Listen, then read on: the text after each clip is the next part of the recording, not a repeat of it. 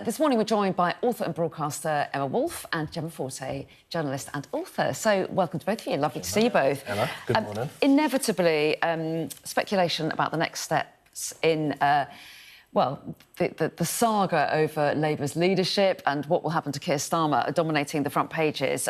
Do you want to, Gemma, pick us up on the Sunday Telegraph's take? They're suggesting that Keir Starmer may resign tomorrow. It does feel like there's a sense of inevitability at this point, doesn't there? And I think prior to the by-election, I think Starmer was ready to dig in and fight for his position. I have a degree of sympathy for the man. I feel like the green shoots of certain things were starting to poke through. I definitely think now that Morgan McSweeney had gone, he was doing a better job, in my personal opinion. And it will be interesting. That said, I was thrilled that Andy Burnham trounced Robert Kenyon. I think a man who doesn't think that women can drive shouldn't be an MP, first and foremost. And it was a very big trouncing, and it sort of sent a message, didn't it? And I do think Andy Burnham's put his hat in the ring to see off Farage. And again, because swathes of the media are almost trying to write the future, you know, that Farage is maybe a bigger threat than he actually is. And that said, would you want to be Prime Minister? You know, he's going to go from being the Mayor of Manchester to suddenly the lightning rod for public anger, which is the job now. People are so tribal. Social media means everybody has these very strong opinions. So it's going to be tough, but it's going to be interesting. And I kind of admire him for trying to save the UK from Farage. And what do you make of the Prime Minister's situation right now? I mean, described as being in the bunker, taking all this advice, and maybe tomorrow will be the moment when he... People are saying it could be tomorrow, yeah. I mean, obviously, speculation's been swirling for months and months and months, but it looks like we are now in end days for Starmer. There are people, sources close, there's always sources, a senior government sources saying there's a 25% chance now that he fights on. So Keir Starmer is said to be at Chequers, talking things through with the one woman in the world that he really, really trusts, the one person, his wife, Lady Victoria. Apparently now, the support really has evaporated to such an extent, significantly down from a few weeks ago, where there were still ministers who were loyal, there were still cabinet members who were loyal, but it now, apparently, according to The Sun and according to The Telegraph, is down to friends and family who are saying you can hang on. He accepts that the game is over, apparently, and the department, as you say, could come as soon as tomorrow, the resignation, because it just looks so inevitable now that Burnham has been crowned, and it was as you say, an overwhelming victory a resounding victory in Makerfield. What do you think that says? Obviously, Gemma, you were saying that could be a sign that Andy Burnham, in charge of Labour, could potentially defeat Reform come the next election. Reform, obviously, way ahead in the polls at the moment. But do you think a Burnham leadership would make much difference? I mean, how different will the Labour Party look under him? Look, they're still very, very divided. There are still allies on either side. There are fears that he could, spook the bond markets, that famous phrase about Andy Burnham. There's lots of speculation about who his Chancellor would be, whether Rachel Reeves clings on, because The Times is saying she loses her job if Burnham becomes Prime Minister. But it's really interesting as well that you raise Reform, and what does that say about the right? Because I think they're more fractured than one could even imagine, and I wonder whether Reform... Let's see, but I wonder whether their moment has come and gone, whether they've peaked and whether people have actually drawn back and said... Because it was going to... If they can't win in Makerfield, if they can't win in the north, and how will they do in the Greater Manchester by-election? That mayoral is key. If they can't get the north, if they can't capture the north, as they've claimed to be able to do, then I think Reform have quite big problems. Makerfield was overwhelmingly Reform voting in the local elections, and it was Brexit... And we've heard this.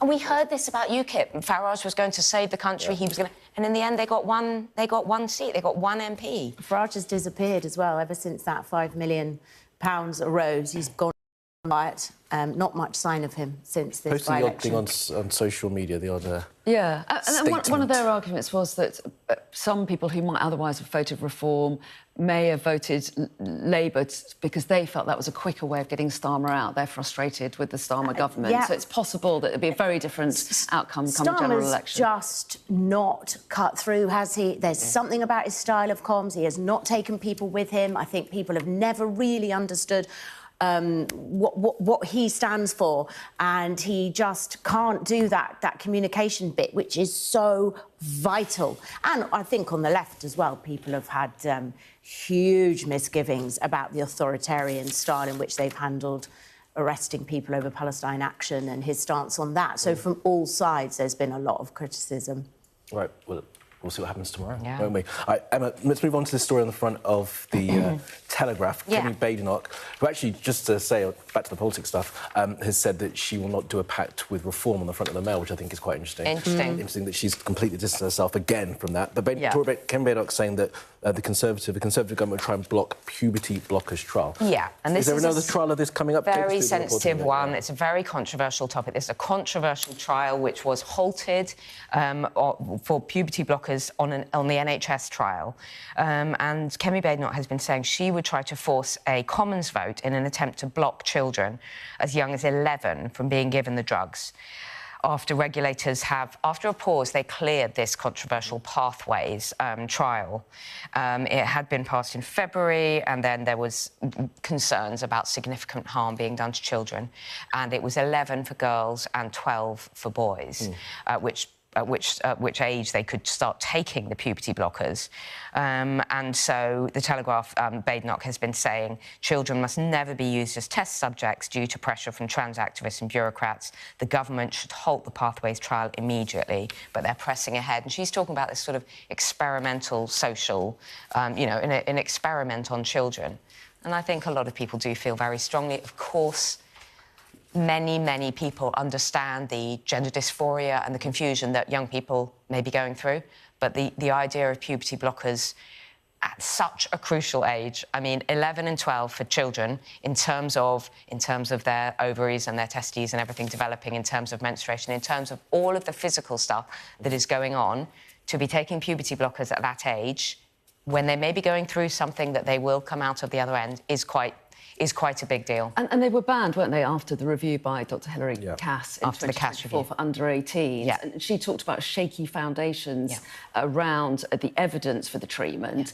And so would a trial not fill in some of that evidence so that people understood how they worked?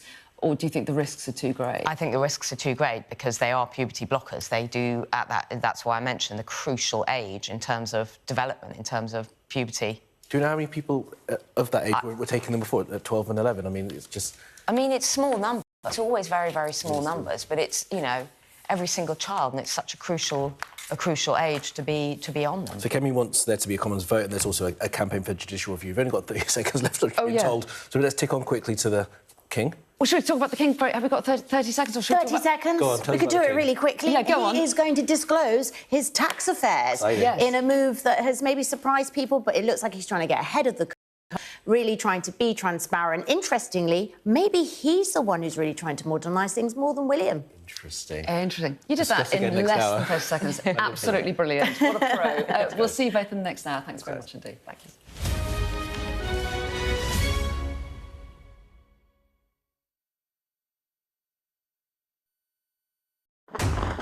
We're trying to see as much as we can. We're in an